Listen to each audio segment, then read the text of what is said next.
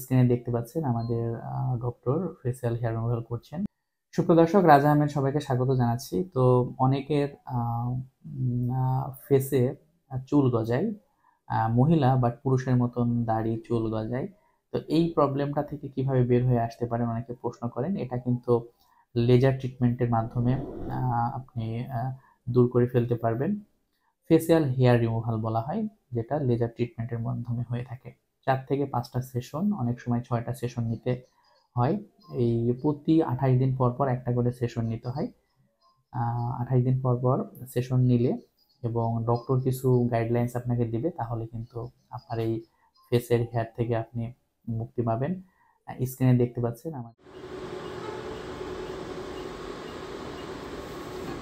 চোখটা ছাড়েন, একটু ছাড়েন, হ্যাঁ আরেকটু আরেকটু আবার আবার হ্যাঁ হ্যাঁ হ্যাঁ ঠিক আছে।